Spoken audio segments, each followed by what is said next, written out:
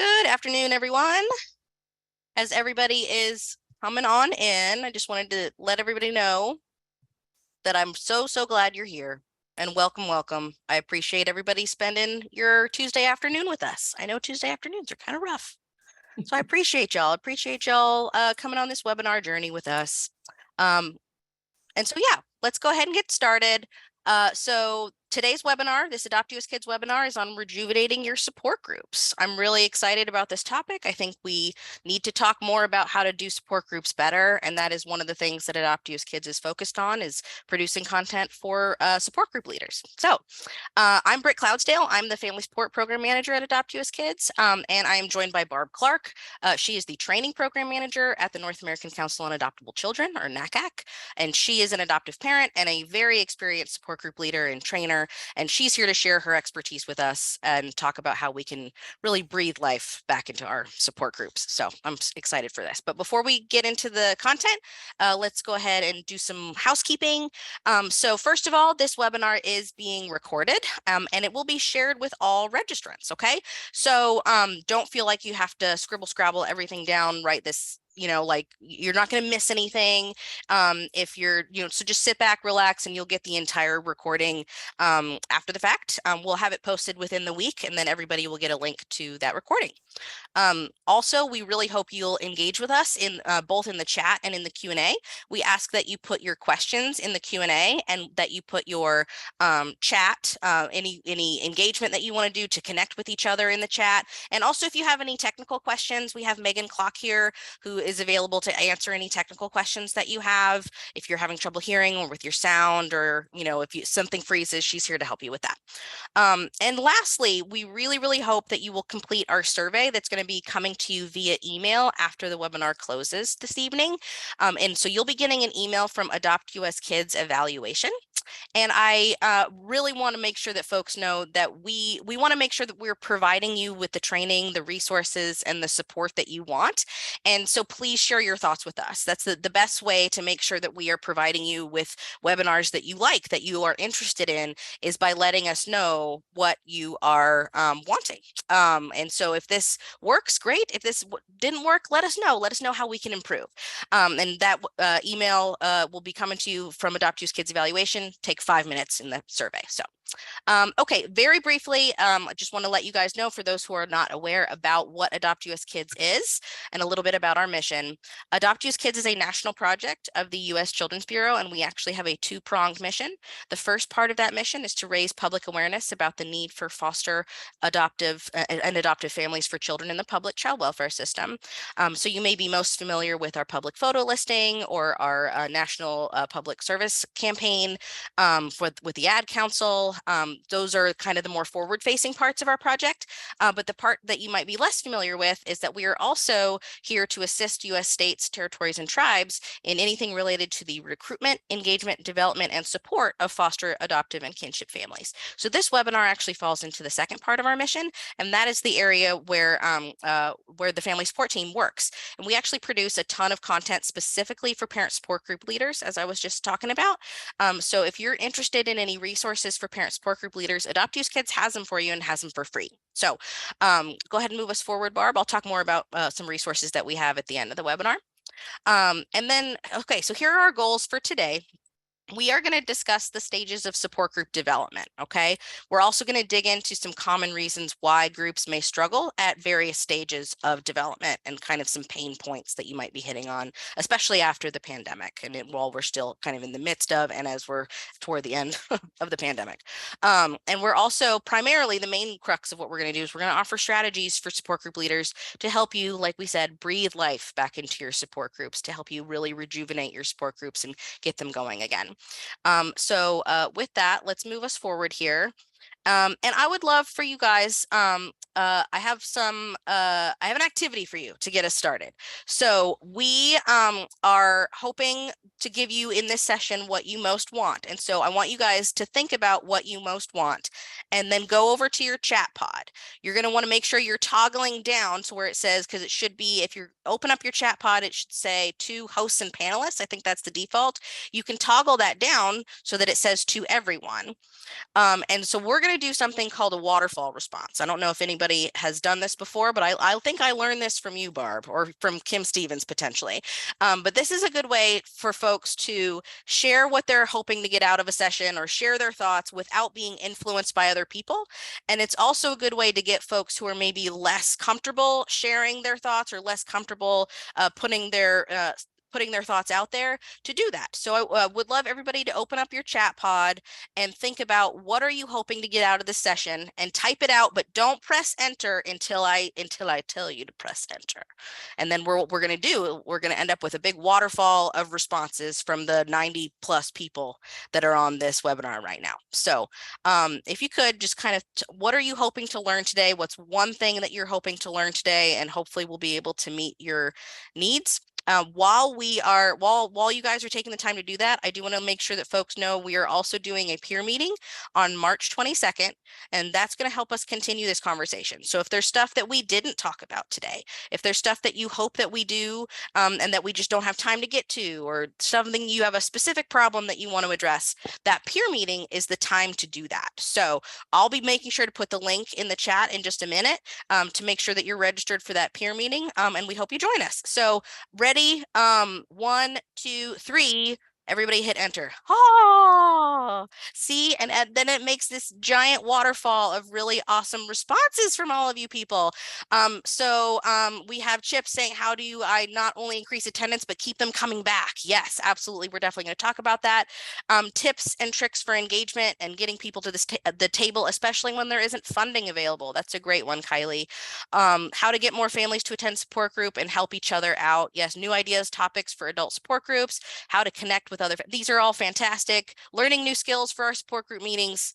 Awesome. Thank you guys so much for indulging me with that. And that's a fun technique that you can use with your virtual support groups if you have them, as doing the waterfall approach. But with that, I'm going to stop talking because I'm not who you're here to see or hear from. So I'm going to hand it over to Barb. Thank you. Awesome. Thank you, Britt. Okay, well, we're excited to be here today, back again with all of our fun people from all over that are leading groups. As Britt said, my name is Barb Clark, and I am the training manager at NACAC, and I have led so many support groups. I was trying to kind of quantify it. I can't figure out how many, over 500 in the last probably 15 years, probably well more than that even. So excited to be talking about this today. And at the end, we will save time to go through some more of the questions. And this was really helpful, what you guys put in here at the beginning, but also add questions throughout, put them in the chat box, and Britt will interrupt me and we will talk about that stuff. So first of all, we're going to just kind of briefly go over some of the stages of support group development and what's kind of common within this. I don't know if anybody's ever heard of the whole forming, storming, norming, performing, and adjourning stuff that we talk about within group dynamics and things. But forming is the first thing that happens, right? And a lot of you guys have probably already formed your groups, because many of you are here to rejuvenate groups that you've already started. Some of you guys might be at the beginning process, though, of getting new groups started. So the forming is the first thing, and that's when there's kind of excitement, curiosity, when we're doing a lot of big dreaming. And a lot of times, one of the things, especially within child welfare, that we, experienced parents, adoptive, foster, kinship, whatever you are, or even if you are only in a professional role, we get really excited about this. And sometimes we go too big, too quick, right? So that's the forming phase. Storming, then the next thing that we're doing, that's where there's like the reality check, and where we have to kind of slow down and reassess and figure out, are we going too big? Do we have too many? What are we thinking? Kind of bringing it back down to reality is a really important thing. And I'll say that's the thing I struggle with the most, because I'm the person that's got the big ideas and let's go big and let's do this, go big or go home, right? And I thankfully have some various coworkers or supervisors who are good at kind of bringing me down out of the clouds, so that I can still think big, but not make sure it's realistic what you're doing. Then the next thing that we want to do within groups is some of that norming stuff, right? Of setting up realistic expectations, how do we increase engagement? How do we kind of get people coming to the group? So we're going to be talking about that, because I know that was a common question that you guys had put before today's training, but also even during that waterfall right now, there was some of that. So performing then is the next thing. And this is one of the tough things, right? Like how to actually make the group flow, how to be consistent, how to make it an effective support group.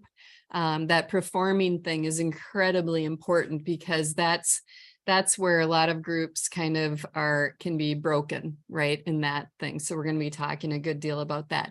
And then adjourning, that's not something that we talk about too often within support groups, but a lot of various kind of support groups sometimes have a certain life expectancy to them. It doesn't mean that they have to continue on in the same way forever, right? Sometimes they might just need a complete kind of redo, or stop and starting up a new group. And I'll be talking about that a little bit with actually one of the groups that I've been leading for years. And what's important to do at that point, though, is that we do want to have some acknowledgement and celebration kind of if we are kind of ending a group or moving it on to something else. So those are some important things. Okay, now my mouse is stuck. Here we go. All right. So some of the common kind of pain points that can cause a lot of issues within our groups. One is we've got to make sure that we have it defined really good, like who it is, the W's and the H, right? The what, where, when, who, the why. All of that kind of stuff is so important that we make sure that we have that stuff set up.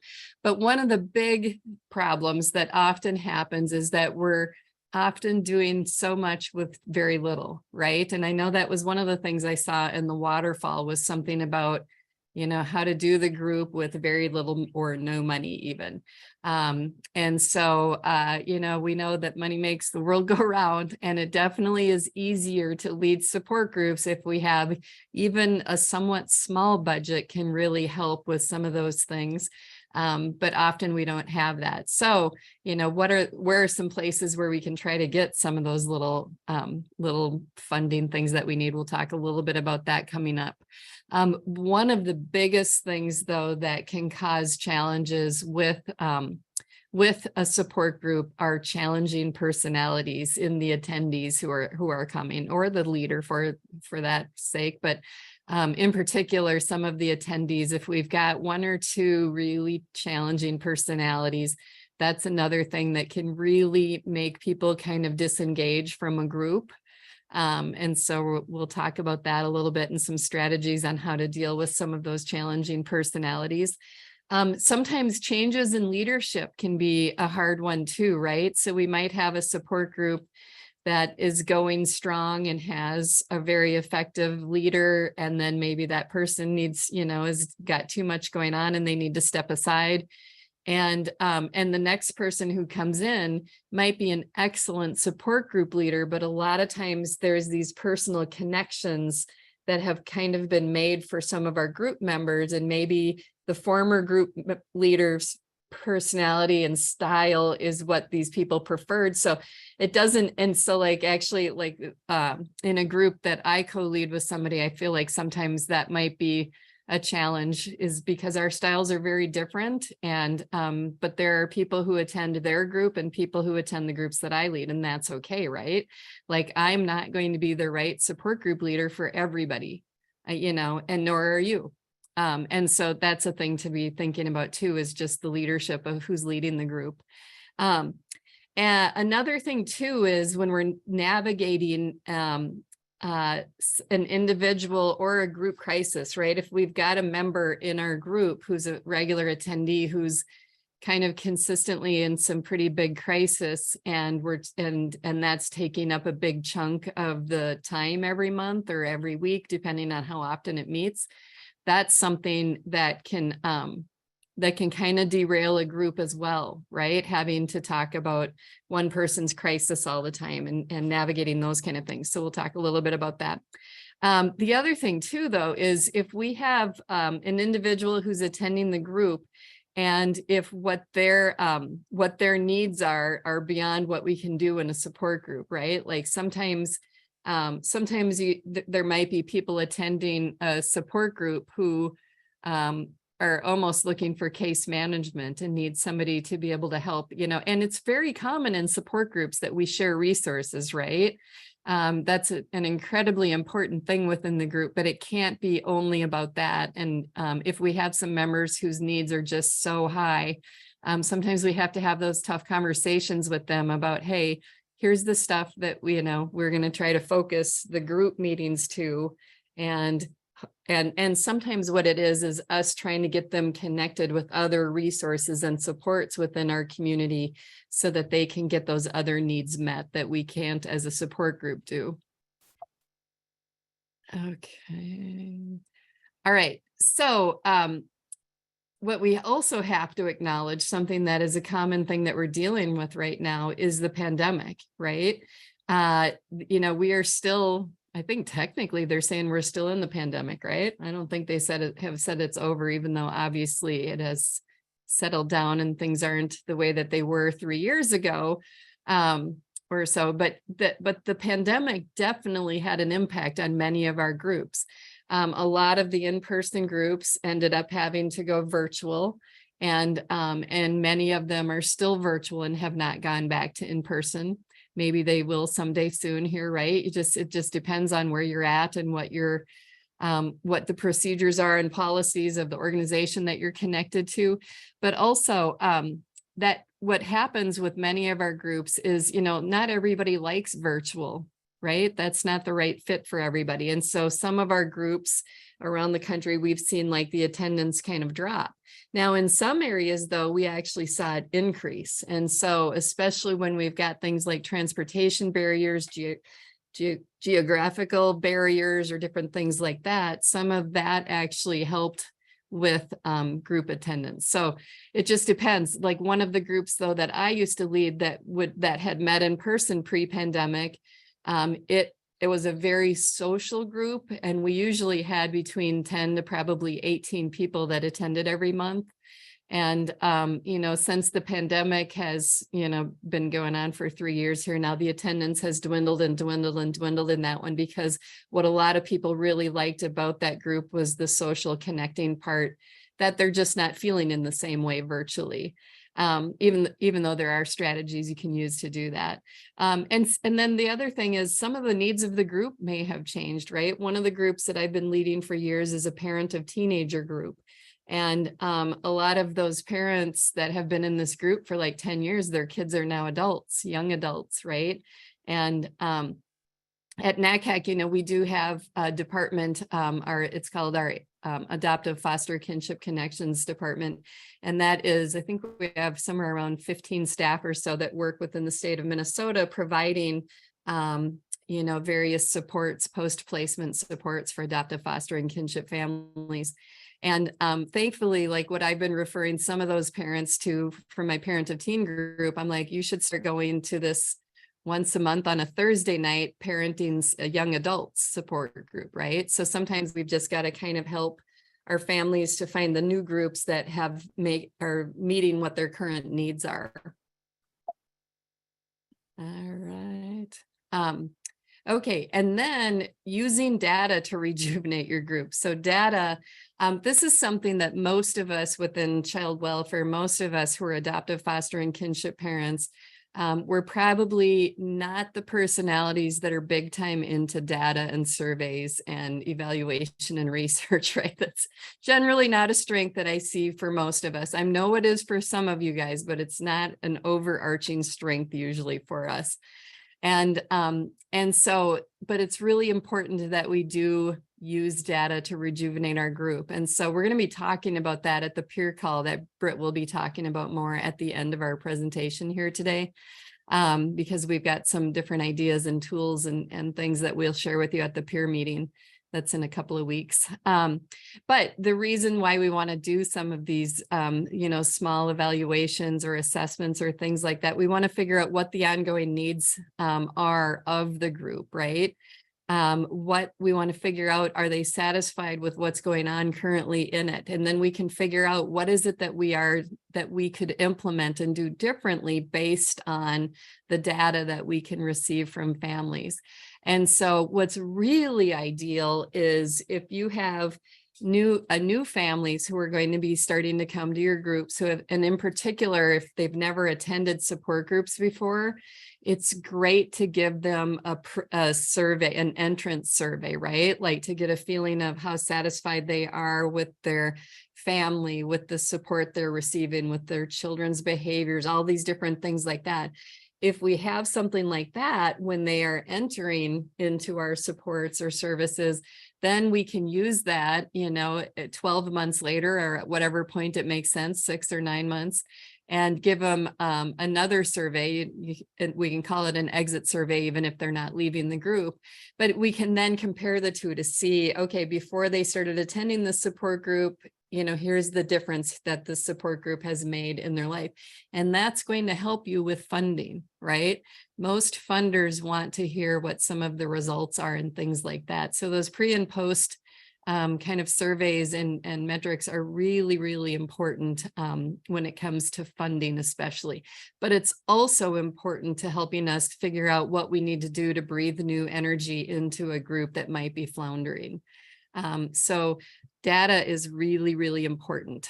Britt, did you have anything you want to add on that? Because that's I your strength. do. It is. Your strength. I am a reformed person who used to not like data, and now I love data. So that, yes. I do have a couple things to add there, but I also wanted to ask a question before we got too far away from the content.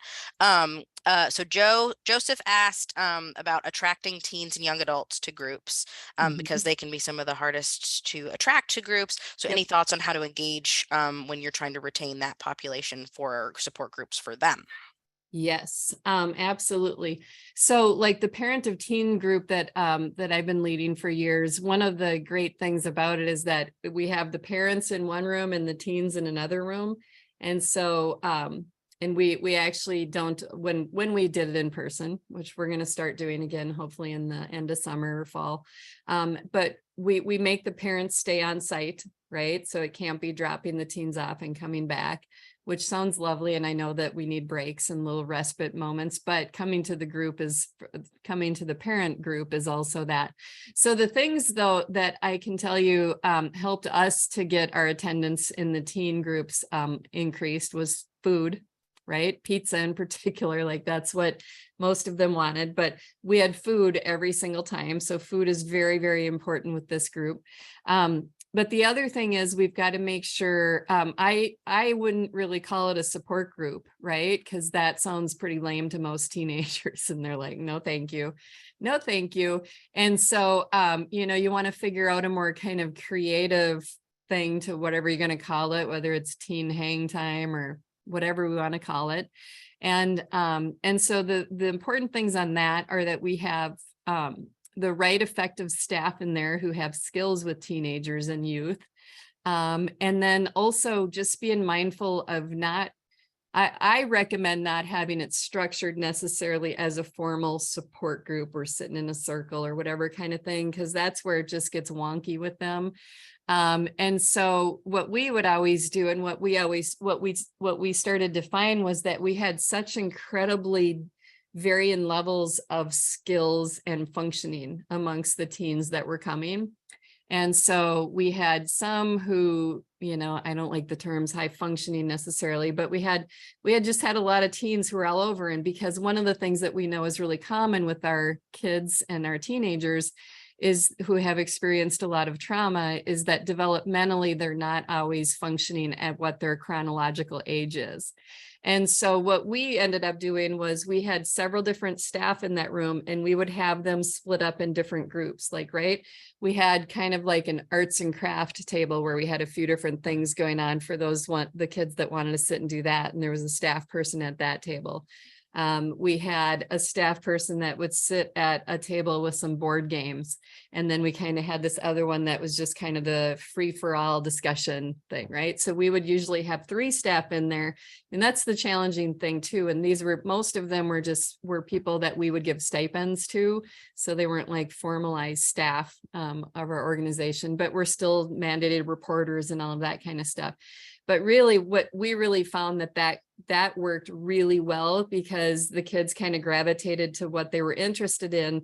And then the staff just really kind of intentionally and slyly would kind of facilitate conversation within each of those groups. So that's one way that that we found to be really effective. One way that you can kind of get those coming. But I do remember too being on the phone with many of the new families I was connecting with and trying to say, bring your teenager, and they would always say, oh, there's no way they would come. I can't get them to come. And I always say, bribe them, man. Bribe them to come the first 2. Tell them if they come 2 times, here's the whatever, payoff that they're going to get. And honestly, I would say 80 to 90% of the time, if the parents can get them to come at least twice, they want to come back. And I remember one mom actually coming up to me at the end of our group, and she was crying, and she said, I had to bring him here screaming and kicking, and he just came running up to me in the hallway and said he can't wait to come back next month. So you have to be super intentional with the teens. Awesome. That's super helpful. Joe says thank you in the chat. In getting back to data, I think that the main thing that it can help with, because Barb's going to go over a ton of different strategies on how to rejuvenate your group. Data can help you avoid throwing all of your spaghetti at the wall, right? Of like, oh, I don't know what's going to work. Like, let's try everything. And then you don't have the resources to try everything. And then you're burning yourself out and da, da, da, da, da. Data is a way to make sure that you're using your resources, your limited resources, like we were just talking about, effectively, and that you are not burning all of the candles at the same time, when really you only need to burn this one. I used a lot of metaphors in that accidentally. Yep. That's kind of, I'm sorry about that. But I think that's the main value that data can give you. If you can really stick your, get your hands dirty in data, it can help kind of guide you. Yep. Absolutely. Thank you to my data geek friend, whom I adore. Okay, so reviewing your data, tomato, right? Whatever you want. Okay, do we need to create subgroups? So sometimes when we look at the data, right, it might be that people weren't feeling comfortable in the groups talking about different things. One of the most common and helpful ways to split up into subgroups, if this is ever needed, is by age of who they're parenting, right? I can remember leading dozens of support groups where I had parents that had kids of, mixed ages, who are parenting teenagers or even young adults. And then we've got the preschool parent there. And we were kind of scaring the doo-doo out of those parents with the younger kids, right? And so that's why we had this parent of teen group going on, just because some of the stuff that you have to talk about in that group can be really tough for the younger, parents who have younger kids. Although I will say, some of the families that I have, I would sometimes talk to them about it and say, this being in this group is actually going to really help you to understand and to be prepared to see if there's some of these snags that you can try to prevent based on what you're hearing and from some of our older families, or more experienced, not older. So sometimes we maybe need to have some subgroups going on. Sometimes it maybe means that we need a change in leadership, right? And we just need to bring in kind of a fresh perspective or something like that for a group. Maybe we need to move from virtual to in-person, or in-person to virtual, or in-person one location to a different location, because location matters, right? It's like real estate. Location is really important and is something that we need to think about. So that's what one of the things might be in the data that you're receiving. It might also be about, the day or the time of the day, which day. Now that's a that's a rabbit hole that's hard to figure out, because no matter what, you can't please everybody, right? No matter what, somebody's going to have a conflict. And that's one of the challenges that we always have. This is a common thing that I hear from groups from all over the country, is that parents are begging for a support group, and then we start it up and nobody comes, right? Or very few people come. That's a common thing. And but that's where doing these little mini surveys, even, I'm not talking about a full-fledged thing. I'm talking like 3 to 5 questions that you can make in a Google form that's totally free or something like that. Or Survey Monkey, you can use that for free for, so many questions. That is going to answer a lot of questions of why people aren't coming, right? We can get to what are the changes that we need to make so that people can come. So how accessible is your group, right? What are the skills or resources that the attendees need to be able to come to your group? Like if it's only virtual, they've got to have some level of technology skills, right? They have to have somewhat decent internet, or a computer or a tablet or a phone. And I can tell you, at the beginning of the pandemic, I met several times with several different individuals or couples, even one-on-one, to just help them figure out how to get on Zoom or whatever the platform is that you're using. I really did that for several different people. And so in particular, there's generational gaps, right, with technology skills, and we have to recognize that. So I really reached out to a couple of the people that are maybe older than I am, who are regular attenders at my group, who I knew weren't super tech savvy, because they've told me it, right? I don't want to make assumptions, but I reached out to them and said, hey, do you want to do a practice? Are you good? Do you want to try the Zoom thing? All that kind of stuff. So there's also resources around things like transportation, right? Is that a challenge for some of our families to get to the location? Is childcare? Childcare is a common issue. Groups that tend to have higher attendance are groups that usually have childcare available.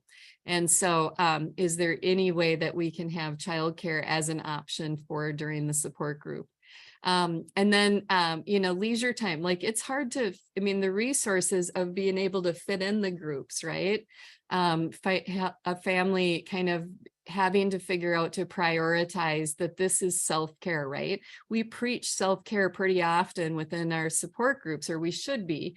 But even within, no matter what support you're working in, whether you're connected with an organization, an agency, a church, a tribe, whatever it is, we've got to have those connections so that we can pull the people in through those various things that we're connected with, right? Are there unspoken rules to belonging to the group? Sometimes groups can get cliquey, right? Groups can get really cliquey. And so we want to look at, how easy is it? How welcome are we making the newcomers feel? And is this a conversation that we need to have with the core group? I had to do that once, actually, with one of my very tight groups. We had to have a conversation about that. There was 1 month when we didn't have any new people, but the month before we had new people, and and there was a lot of clickiness, and I kept trying to break it up. But so instead, what I just did was I talked with the main core group about that, and that the messages that were being sent, and it was stuff that they just kind of hadn't even thought of and were completely unaware was going on. Nothing was intentional. So sometimes we have to have that conversation. And what's really interesting about that is my group ended up going overboard and doing overkill then. So then, like, this next time that we had a new person who had come to the group, like, they kept focusing too much on that new person and making them feel uncomfortable. And so I remember talking, wasn't the whole group wasn't doing that. It was 2 people, 2 of the attendees kept doing that. So at the end of the meeting that night, I just sat one-on-one. I was like, oh, dude, I could see how much you were working so hard to include this new person. And I really appreciate and respect that. But we got to find that balance, because I think they were feeling kind of targeted too much, because there's these 2 people, and they just kept coming at those people with too many questions and things like that. So we've got to kind of find the healthy balance there. Okay. And then are some of the members feeling isolated within the group, right? So we've got to just look at that. Group dynamics are really intense, right? We all remember high school and middle school, right? Remember being in high school and middle school? Remember those groups? That's basically what support groups can start to mimic and be, mean girls, mean boys. We can start having these group dynamics that we want to be really mindful of so that we know that everybody feels welcomed and that people aren't feeling isolated and that kind of stuff. And we also need to be really mindful of, different cultural differences, different personality differences, things like that. How if your group is majority of one culture, one race, one religion, whatever it is, how do people that are of a different culture or religion or race or age or whatever it is feel when they come? And so how does an introvert feel, right? I had this one extreme introvert who attended my groups every single month for years and years and years, but she did not like to talk, but she always came. And some of the group members would always be trying to get her to talk. And I actually had to pull aside. It was probably the same two group members, to be honest, and just be like, yo, let's leave. We got to leave so-and-so kind of alone because she comes. And that's really good. And she will talk when she has talked before. It's not a frequent thing and it's okay that she's quiet. So that's a dynamic that as a facilitator of support groups is a hard balance to find, right?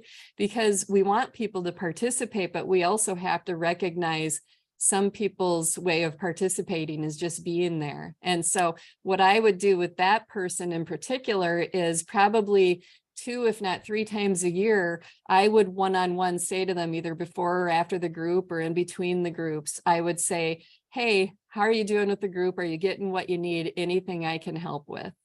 And they would always just say, nope, I love coming. I just can't talk. I mean, and this was a family that was in kind of constant crisis too. So, we have to kind of acknowledge and recognize that stuff and where people are at.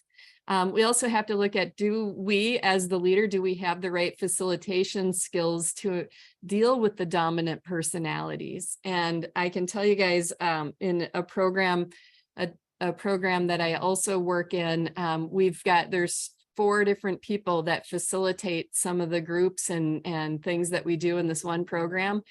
And 2 of the people are these really awesome, phenomenal, calm, meditative kind of personalities I adore these 2 people, but they can't keep the meeting moving because they just struggle with cutting somebody off and moving on.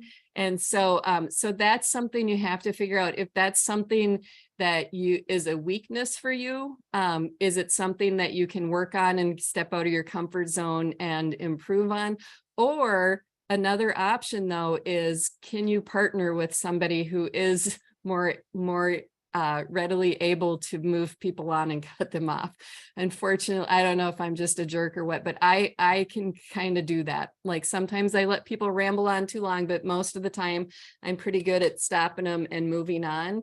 But not everybody, I just think it doesn't fit everybody's personality necessarily. And so if it's not a strength of yours, work on it. If it's something you don't think you can do, find a partner who balances you. And those are the things that you guys can partner and collab on, because those 2 people I'm talking about come in with some of the most awesome resources and advice that I would never think of because I don't have the same kind of mindset and personality that they do. So when I'm partnered with them, we are a powerhouse team. It's wonderful to have a partner like that. So being mindful of that is important too.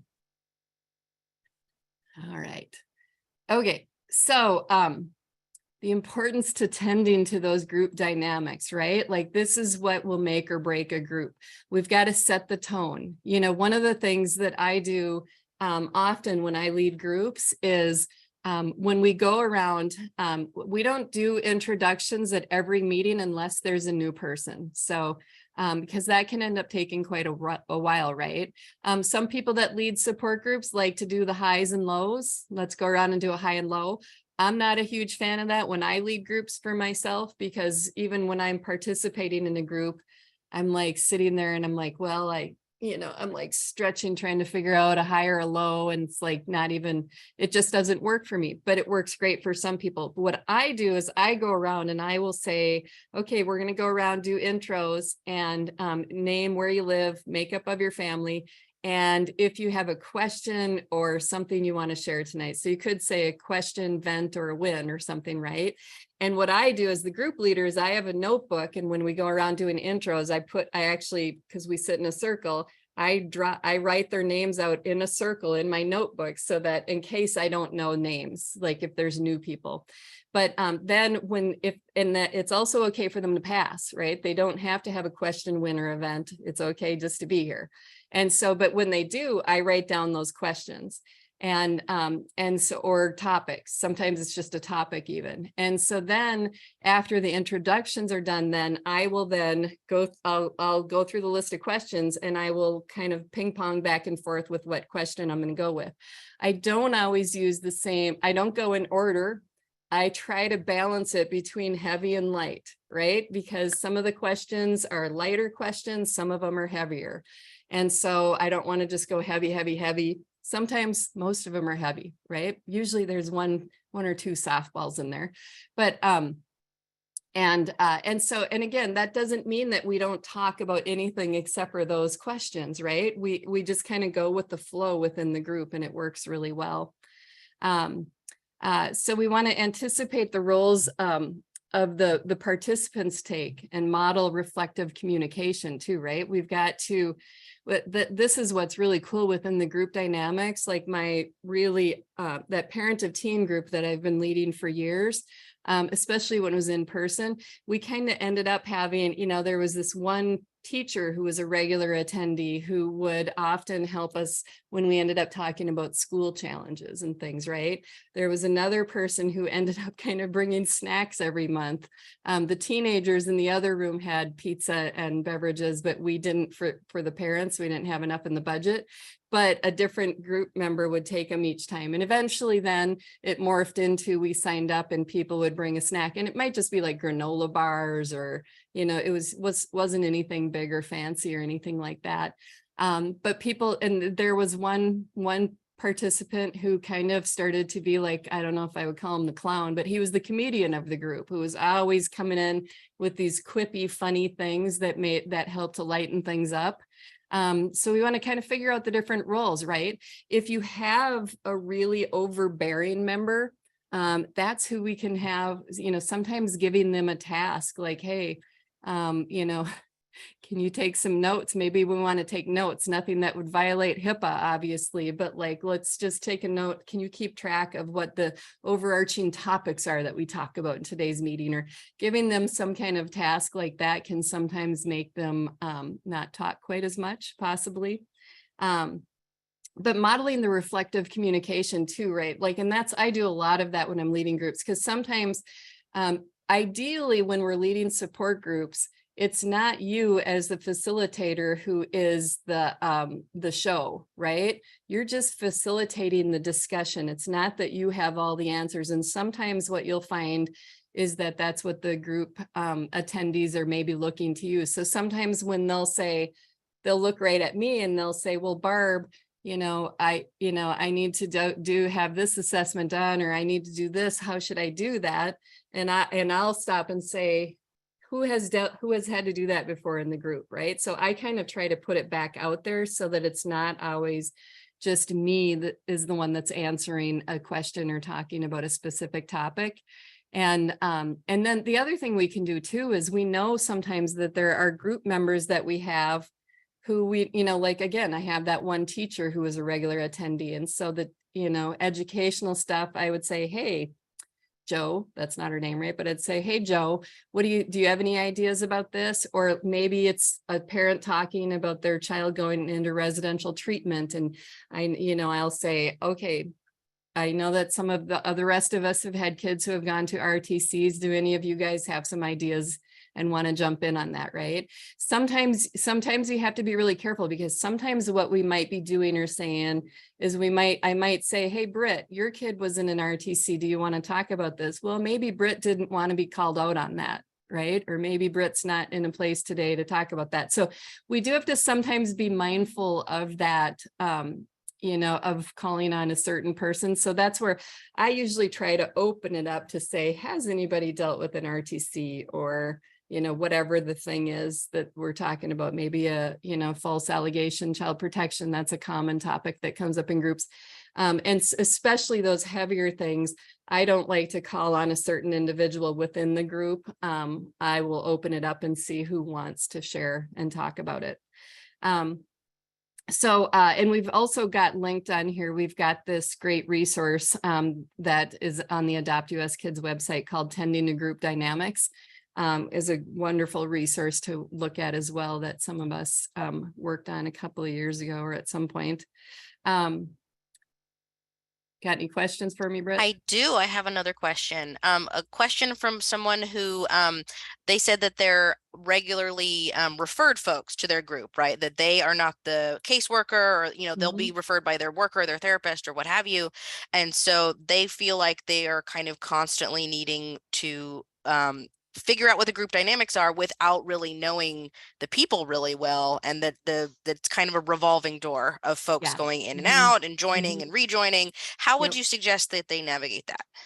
Yeah, that's always harder. That's always harder when we have new people coming in and out, and you don't really have the established kind of bond and connection and relationship and things like that.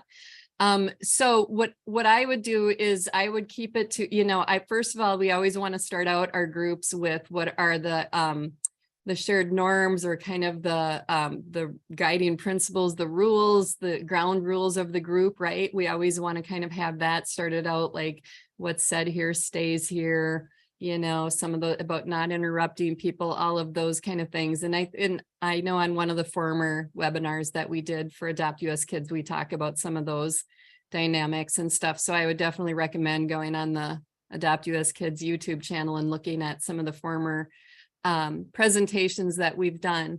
But that's always a hard one when you never know who it's going to be. And most groups are like that, you never know, but sometimes you end up having a core. But if you don't have that, what we want to do is we want to make sure then that we give opportunity at the beginning to get a feeling for where people are coming from and who they are and the makeup of their family. And again, if you go around and do that, starting it off with do you have a topic, a question, win, or event that you want to talk about today? That's another way of kind of getting in a little bit deeper with understanding what's going on with each individual person. What I would say though is what we want to do is another thing, and we'll be talking about this a little bit more coming up. We want to make the group, one of the big challenges with support groups is they're kind of notorious for being downers, right? Or gripe festivals, or negative downers and things like that. And so, and those, and there's a reason why they're notorious for that, because too many groups have been led in ineffective ways. And so this is why the entire facilitation of the groups is really, really, really important, because we've got to make it not just negative, not a bunch of griping and whining, and we've got to infuse hope into it, right? If you don't infuse hope into these group meetings, you are not going to have people continuing to come. If you don't infuse humor and joy and laughter and fun into these groups, people aren't going to continue to come. And so that's where even though we talk about incredibly hard things in these groups, there's still a way to make it not feel like a downer for people. And so that's really, really important. Really important, because then we will get people coming back, and it won't just be a constant flow of different various people.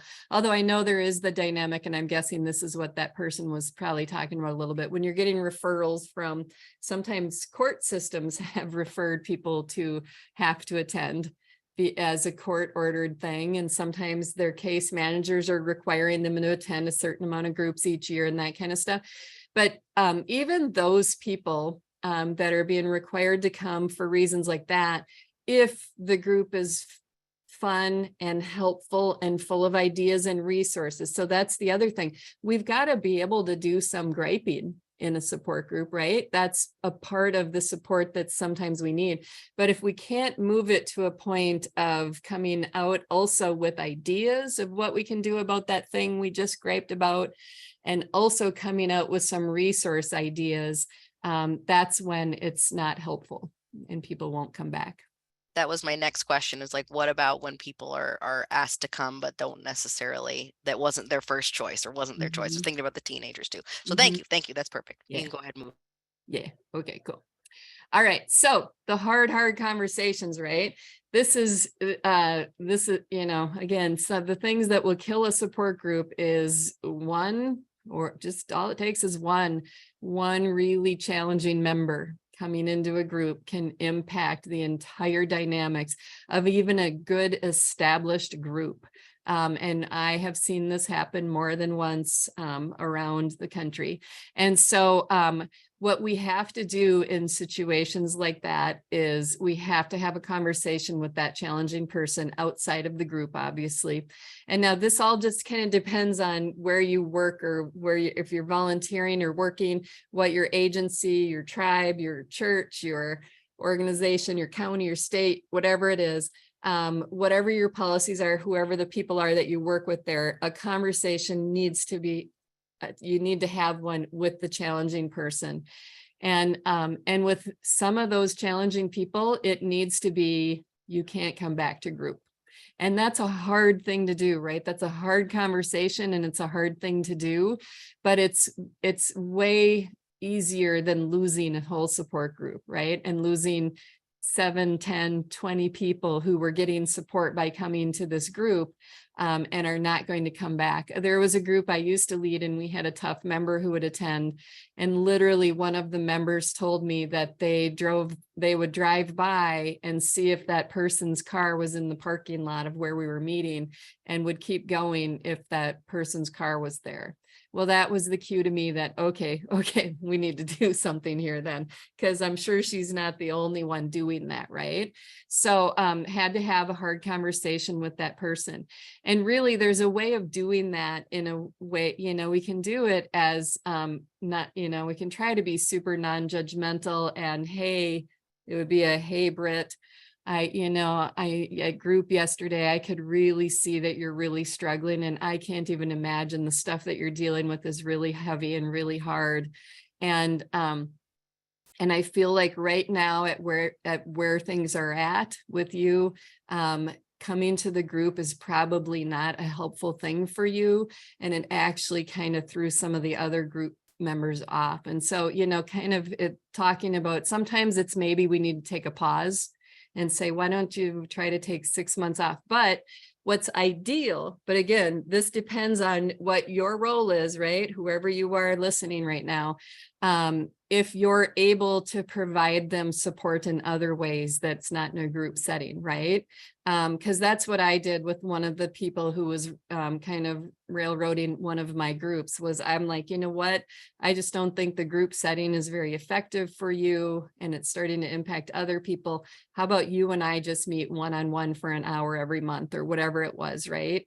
And that worked out well, right? That worked out really well, as a matter of fact. So sometimes we just have to figure out, and sometimes though they're going to be mad and just not come back, and that's okay, right? And so for some of the people, it might need to be kind of not a temporary ban, but more of a somewhat permanent ban, or a longer term ban than we initially were talking about.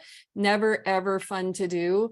And whenever we do have to do that, we want to be able to offer them other resources. So hopefully, whether it's within your same organization or not even, that's an important thing, is that we don't just say you can't come anymore. We're like, you can't come to this group anymore, but here's some other ways we can make sure you get support. That is, I mean, we got some questions around this because obviously this is a really challenging topic. What do you have suggestions around? Do you go straight to cutting someone out of the group, or what are the steps up to that point? Like, how do you get to that point? And it depends on what they're doing. There's so many like little things that it depends on. And so, but ideally, before we cut somebody out of a group, we want to give them other options first. And we want to sit and so like, sometimes maybe it's like, hey, can you meet me for coffee? And we go and we we have a, meeting for coffee, or whether it's on Zoom or in person, and say, okay, so you know what, at group last week, you were really, really struggling, and you were even more negative than sometimes. And I get it, man, because you're dealing with hearts, blah, blah, blah, and have that conversation and say, but for the group to be effective for everybody, I'm going to need you to tone it down a little bit, or, something like that. And so sometimes if it's not extreme, we want to try to give them the opportunity to grow. Right. And sometimes we can do, like there's this one parent who came to a parent leadership training that we did years ago. And she was aware of how she was talking too much, too often. And she knew that was a weakness of hers. And she had been taught a skill, and we call it, we call it I don't even remember what we call it now, but she would take like 3 pens, 3 things. And she would say she had this rule for herself that somebody had taught her of that she can't talk until 3 people have talked in between the times that she talks, basically. That 3 than me. That's it. Thank you. My brain went dead. That's from you. I learned that from you. I know. I know. I haven't done this training for a little while. I'm a little rusty. So then she, some people will just do it with their fingers, right? But for her, she needed a visual. So she would have them sitting on her lap or on the table in front of her, and would move a pen away or a pencil away every time that somebody else had talked. So sometimes we just need, because sometimes these people actually have some level of self-awareness and know that they're over talkers or whatever it is. And so, first, before we ban somebody, we want to definitely try to talk with them about it. But sometimes it's so extreme and we've maybe been trying other things that we need to just ban them now. So it's just different on every situation. And one of the cool things I'll tell you guys too is, and we're going to share this at the peer leadership at the peer meeting in a few weeks, we also have a Facebook group for you guys, for you parent support group leaders, right? And that's also a great place where you can go and ask for collective wisdom from everybody who's been leading groups for years, right? You can get on there and be like, oh my God, this is what happened in my group yesterday. Anybody have ideas? Has anybody dealt with this? And you'll get some wonderful ideas from other people. Awesome. Thank you. Yep. Okay. So how do you, as a support group leader, affect your group, right? So first of all, it's being able to facilitate your group. And, we at NACAC, where I work, we do have a parent leadership training that we can always do. You can always reach out to me. I think my email is at the end of the presentation, just Barb Clark at NACAC.org. But we can always provide training for your agency, org, tribe, church, county, state, whatever it is, and in how to facilitate groups.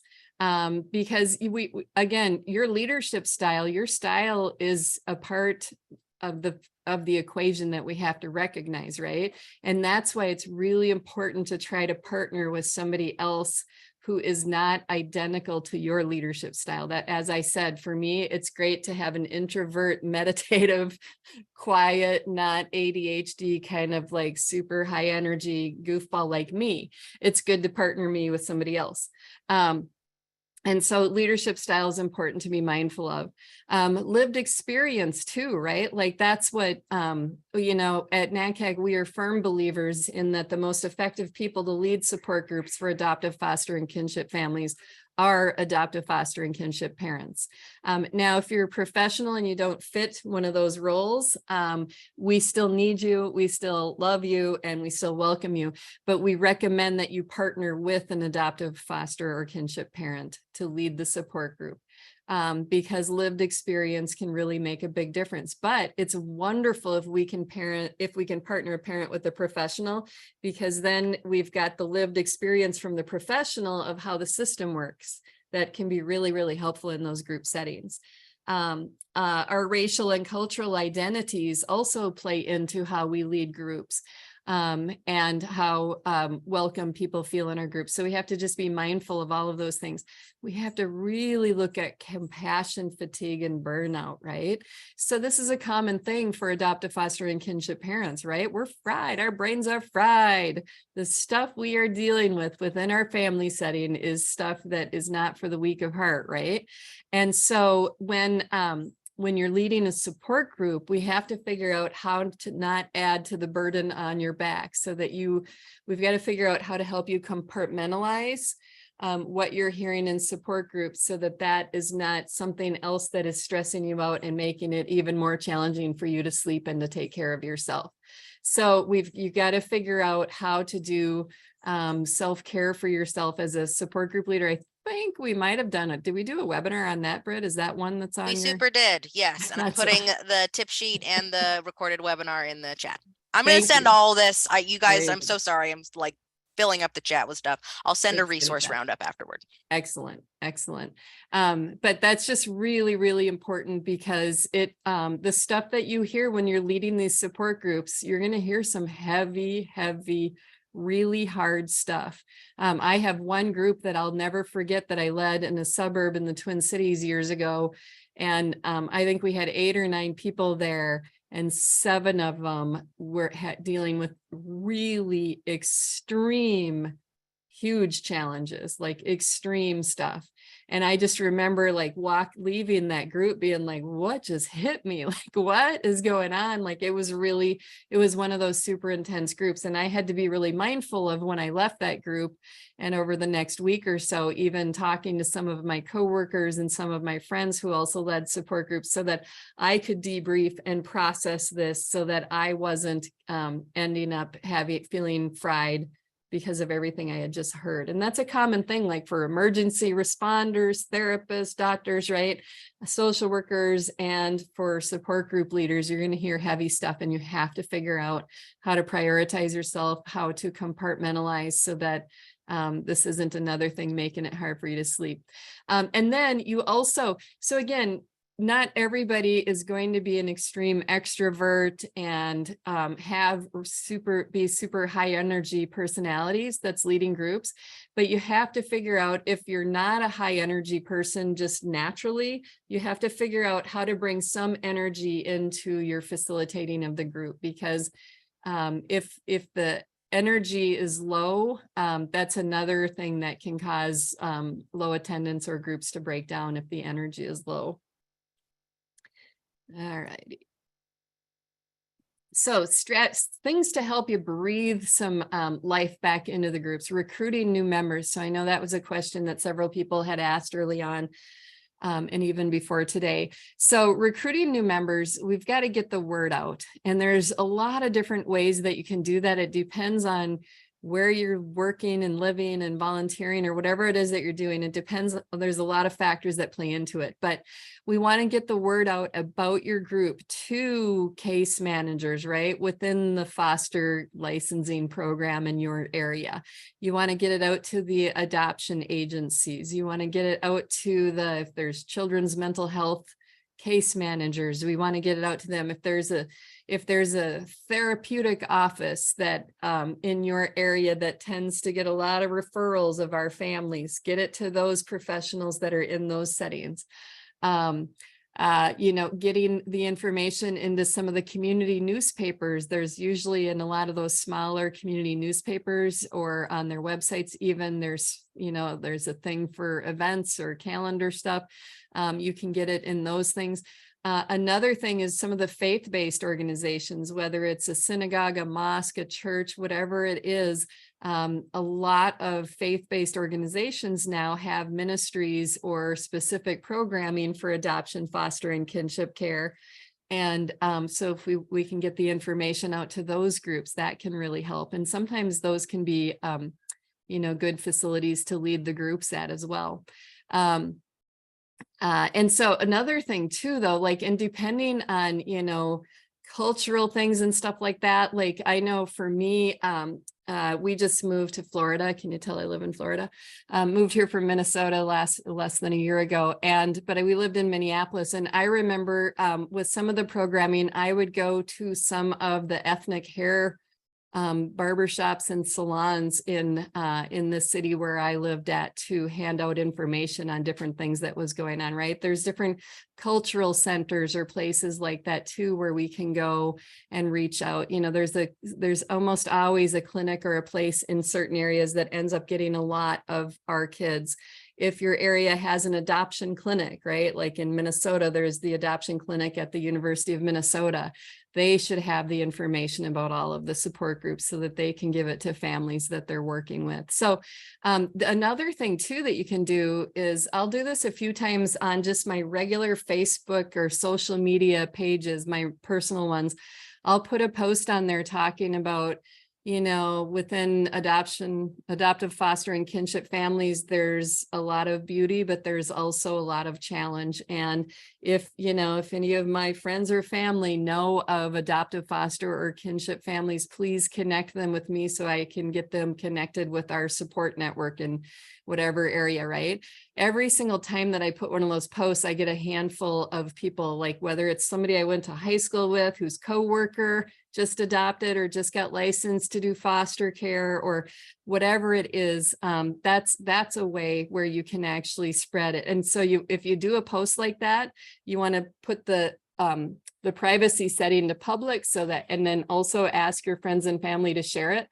And then you put your email or your organization's website or whatever it is on there, so that that can be shared and spread. So just, you know, kind of getting creative and doing some outreach out there. The other thing too is just, you know, asking, like, when you're going to an appointment for your kids, whether it's for occupational therapy, speech therapy, a doctor, a specialist, a therapist, bring the little flyer with and say, hey, if you have any other adoptive, foster, or kinship families, whatever it is that your group serves, giving them that information so that they can help spread that word is really helpful too.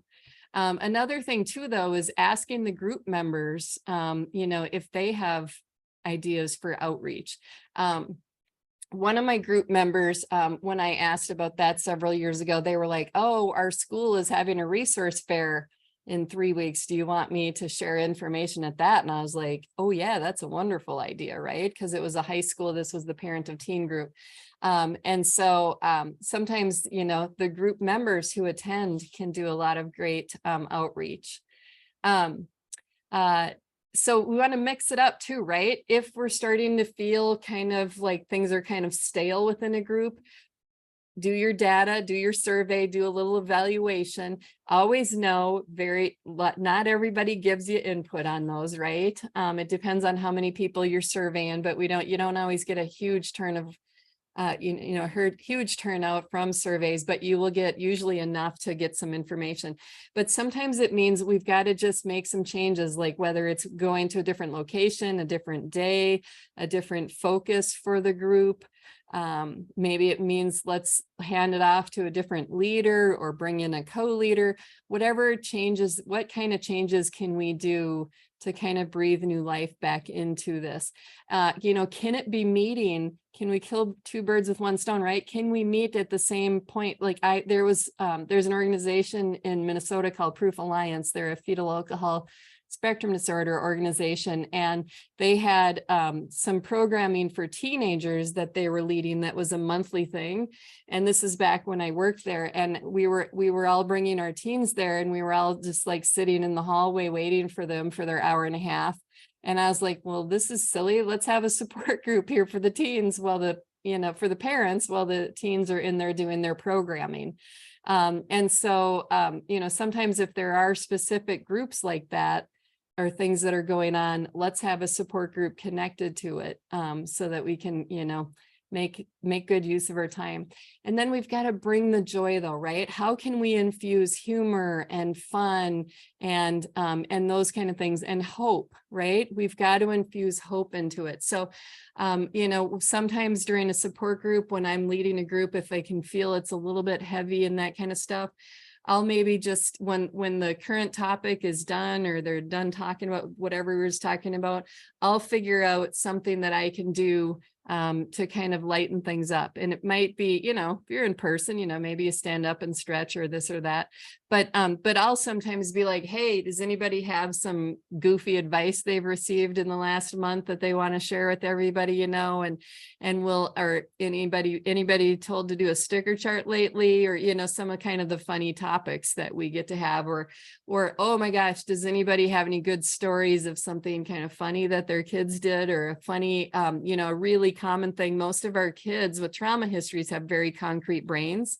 And so maybe we want to say, you know, do you guys have any good examples of our kids' concrete brains not understanding something abstract or things like that, or some just different stories?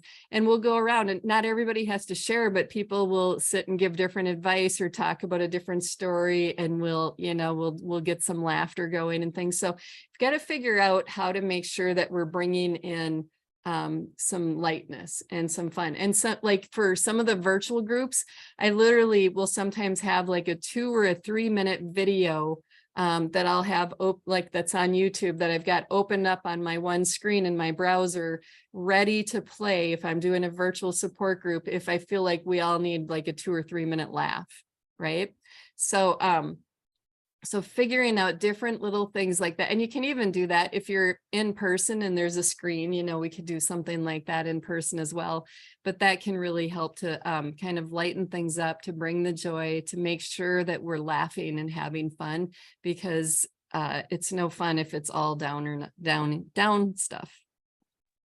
I have a quick question around that, Barb. Okay. Joseph had another question. First of all, we're at 20 minutes now, 19 minutes, just FYI. Thank you. Joseph had a question around your thoughts around having guided discussions versus open topic meetings, because it can add variety to the group, but wondering if you have opinions about which is more effective. Absolutely. So that would be something. So guided discussions and topics and speakers or book clubs or all those kind of things can be great. And that would be something that what I would recommend is asking that in the little survey is, what do people want, right? Because I can remember there was one group I was taking over years ago, and this group really wanted to have speakers every month, right? And they wanted to have a topic and a set thing. And that was how they totally wanted it to be. And we would kind of do that where maybe it would be an hour or so of a speaker or a guided discussion, and then 30 minutes of kind of just some free talking, not free talking, but, you know, kind of general discussion about stuff. And so, no, that can be wonderful. And if you go look at one of those other webinars that Britt's put in the chat box there, on leading support groups and leading virtual support groups, those ones, you'll get some different there. And if you come to the peer meeting too, we're going to be sharing with you this really awesome Google Drive that has some curriculums in it that you can use as either a curriculum that you can use for a support group. And we also have 1 or 2 book club kind of formats of how you can use specific books and have that kind of be the springboard for the group every month. You know, and what's hard, you know, so it depends on the group. Again, like that person earlier that was talking about their group that has different people almost all the time, that can be hard for those, right? That can be hard if we're building off of something that doesn't really work. And so those are just things to kind of be mindful of with that. All right. Create the buzz. So here's another thing too, is sometimes if we need to rejuvenate a group, can we have a fun event that's got food or things that will draw them in, to get people, and especially now, like a lot of places maybe still aren't back in person, but are getting close. But sometimes now we've lost the momentum, you know, maybe your group was in person before the pandemic and now it hasn't been yet. So maybe we need to have a bowling night or something like that, where you can bring your kids and stuff, and just like the power of connecting one-on-one and meeting people and seeing people again is sometimes what they need to be able to come back, right? Another great way though to rejuvenate a group is to bring in a speaker or a trainer on a specific topic that you know is one that's that will hit home for the group members, right? Whether it's something on course, I always like it on fetal alcohol, but something on strategies. Maybe it's something on financial stuff or guardianship, or just depends on kind of the makeup of your group, but bringing in a trainer or a speaker can be really helpful. Sometimes it might be bringing families together to do a service project, right? Bringing them together. And sometimes that maybe can be a service project that is connected to foster care, right? Making, I know some groups have done it where they've made those fuzzy tie blankets to give to kids who are in foster care. Maybe it's putting backpacks together, things like that. Having a group dinner too.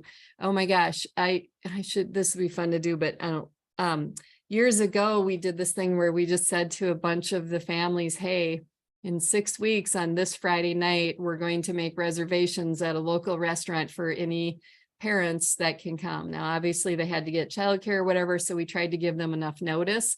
Now, and it's just, it was on your own, pay on your own, right?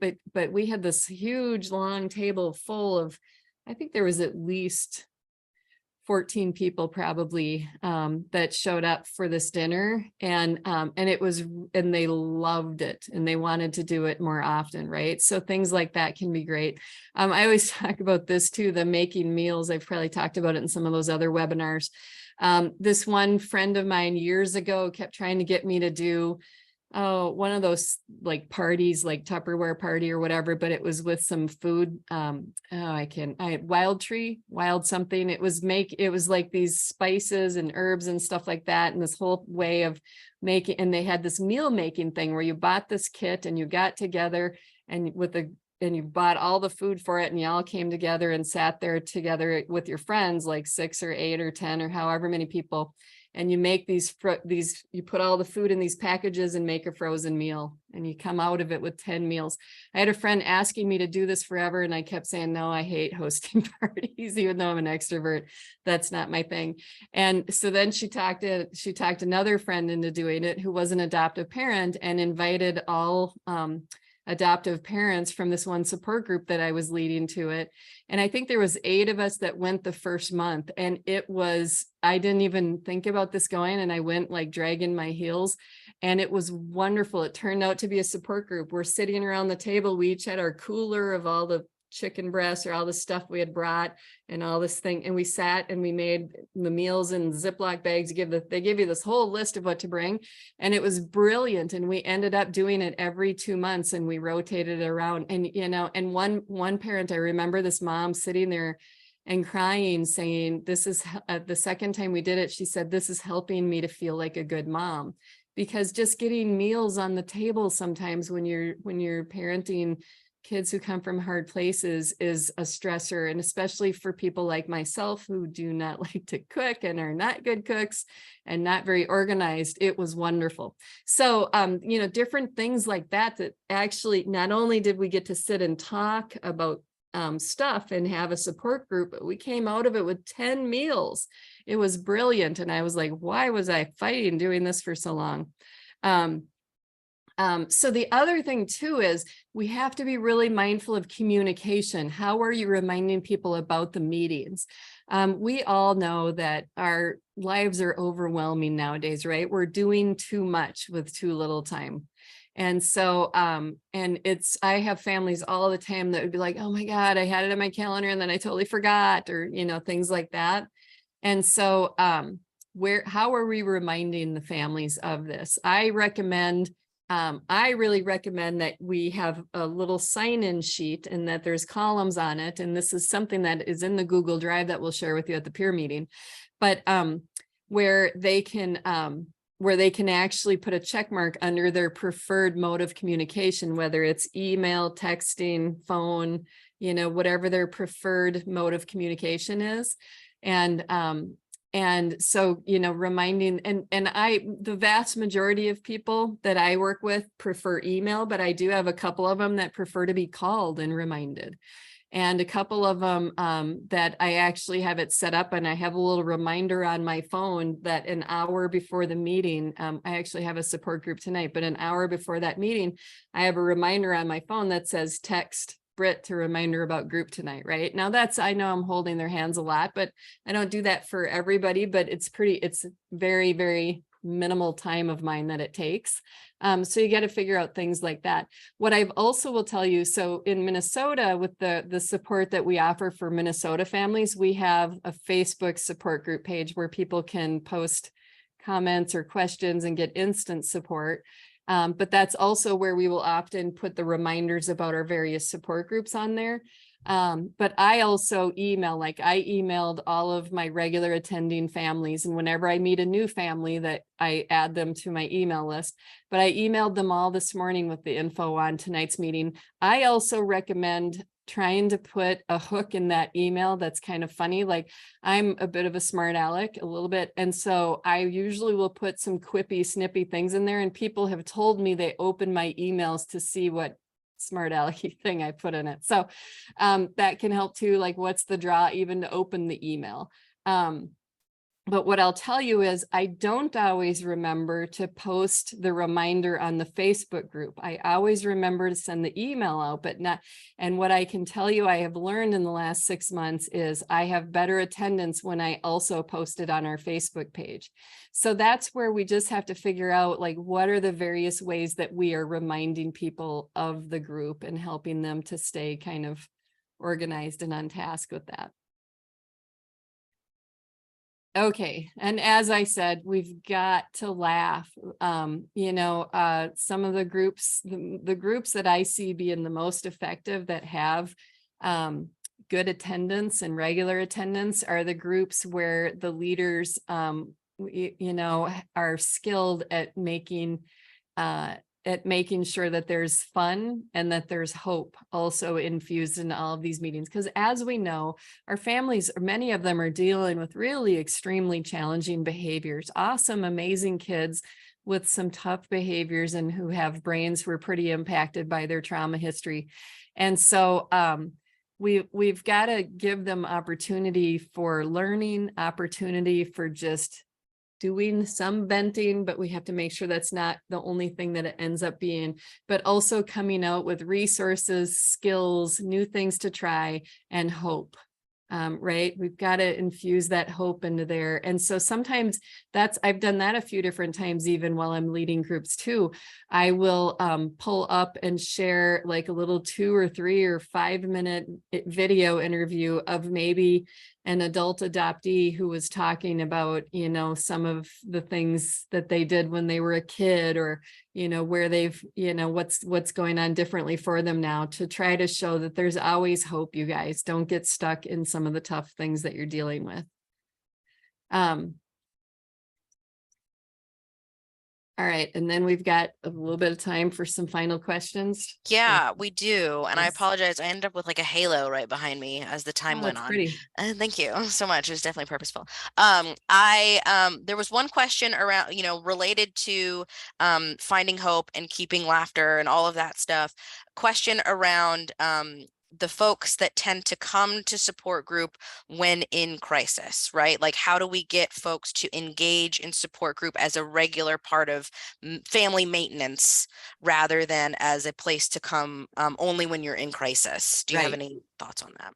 Yep. Yeah, that can be a common one. Again, what we want to really do is we want to do things so that we can build community, right? Build a sense of group connectedness and community, because then they're more likely to come even when they're not in crisis. I've also done things too, where sometimes if I know like there's somebody who hasn't come for several months that, is a regular attendee, that's the other thing. We should check in with them and be like, hey, Britt, you haven't come for a couple of months. How are you doing? Is everything okay? Anything I can do to help you to come? We miss you, right? And then sit and listen, find out why they're not coming.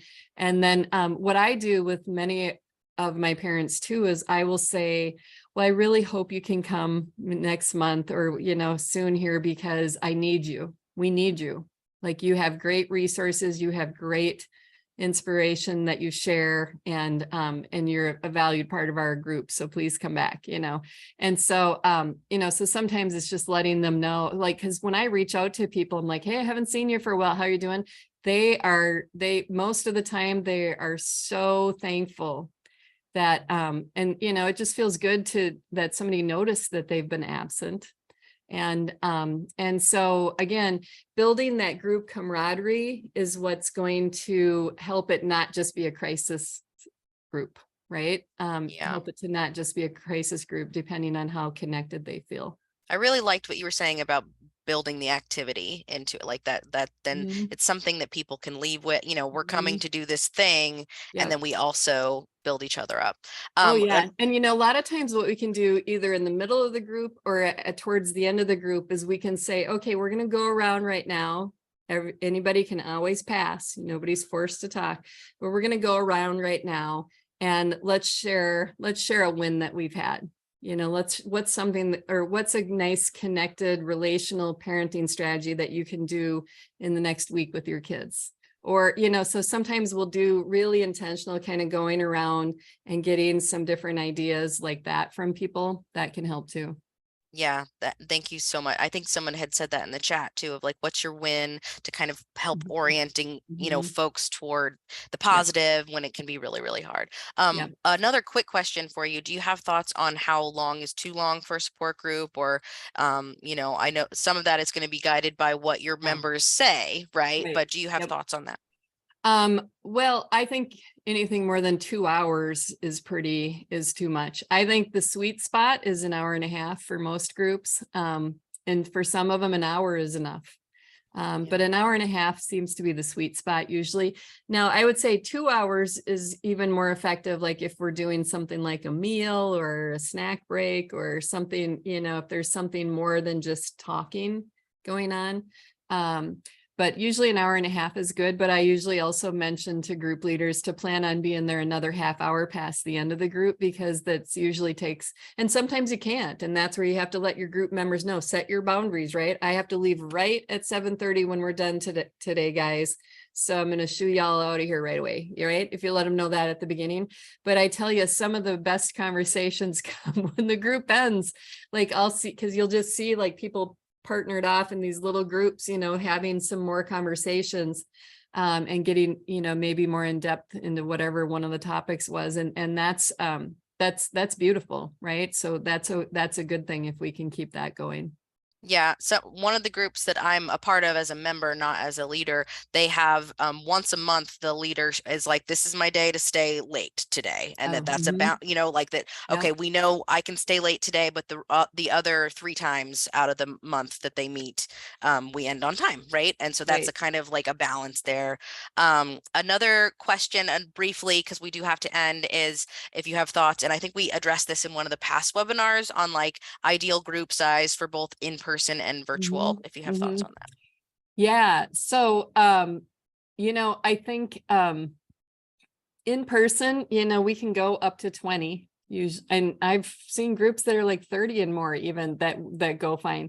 A lot of times what we want, if it is getting bigger, sometimes it's nice to have 2 group facilitators and to maybe sometimes split up into 2, and you can kind of figure out, depending on what this group is, what the makeup of the split makes sense based on ages of who they're parenting or diagnoses or whatever it is, geographical stuff, whatever. And so with and even with virtual, I've led some virtual ones that were up in the higher teens and close to 20 even, and they worked pretty well still. Again, even if you're doing it virtually, though, if you have a second group leader, you can split into breakout rooms and have 2 groups or even more. And so sometimes even when I'm leading a virtual support group, I'll have a parent who's talking about something and another parent who's got really awesome ideas, and they clearly need to keep talking about this more. And I'll say, hey, this is such a I've done this several times with parents who are parenting kids who are medically fragile, as an example. And like this one parent knows a lot about trachs and vents or G tubes, or even just the waiver for medically fragile kids that are in that area, whatever it is. I'll be like, hey, can I throw you and Megan into a breakout room right now? Because I see this conversation is really valuable And I want you guys to be able to continue this, but it doesn't, it would be better just the two of you. And they're always like, oh, yes, please. And then you just tell them and you just hit leave group breakout room when you're ready if you want to come back, or you can stay in there the whole time. So That's one of the value added for these virtual groups that we were kind of forced into. I love that. Yep. Well, I'm gonna close this out here because we have like 1 minute left. I want to respect everybody's time. First of all, thank you so much to Barb and lending us your expertise. We really, really appreciate it. And I'm gonna send everybody a resource roundup. And this webinar, I saw that your question in the chat, Elise, it was recorded. Everybody's gonna get the recording as well as all of these resources that we've shared in the chat. So don't worry about that. We have many, many resources from Adopt US Kids. I'm going to send you a bunch of examples, but there are many, many more on the Adopt US Kids website. We also hope that you will join us for that peer meeting that we keep talking about on March 22nd. It is at 3 Eastern. Barb and I will both be there, and we're going to share that link to the open source resource list, as well as help you do a needs assessment on the fly. Okay, so if you're like, I don't know where to start with that, we can help you with that, and we can get you situated.